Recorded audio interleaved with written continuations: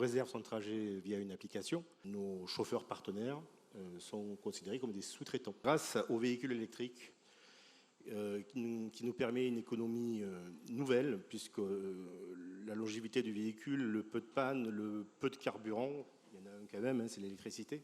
Je précise que c'est quand même un véhicule grande autonomie. C'est pas une petite voiture électrique. Des grandes autonomies. Ouais. C'est-à-dire que notre activité de chauffeur professionnel ne peut pas se faire avec des véhicules qui ont une autonomie inférieure à 400 km. Donc avec ces véhicules 4 places, 6 places, les gens pourront par exemple réserver leur voiture à la place. Et on se positionne comme une solution alternative aux lignes SNCF difficiles, mais on se positionne aussi par rapport aux collectivités, par rapport au TAD, puisque grâce à la voiture électrique, on peut envisager non pas une facturation au trajet pour les collectivités, mais on peut envisager une facturation horaire, où peu importe qu'il y ait 1, 10, 15, 20 passagers dans la journée, ça sera le même prix pour la collectivité. Pour la collectivité, bien sûr, il vaut mieux que ce soit 20 que 1. Donc, il y a une petite étude à faire au préalable. À travers notre développement de flotte électrique, puisqu'il y a 150 véhicules électriques qu'on va financer dans les 3 ans à venir.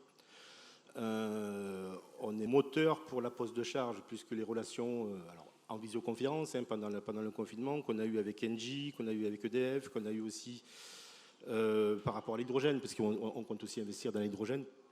On nous propose de placer des charges, des superchargeurs ou des chargeurs rapides en fonction des lignes qu'on va développer. Il y a aussi des solutions de panneaux photovoltaïques aussi qu'il faut pas négliger, qui peuvent être où les voitures, lorsqu'elles sont stationnées la journée, peuvent prendre pas mal de charges grâce au photovoltaïque, et c'est gratuit. L'hydrogène, moi je suis à titre personnel convaincu que c'est l'avenir de l'électrique, que l'électricité stockée est une phase transitoire du véhicule électrique.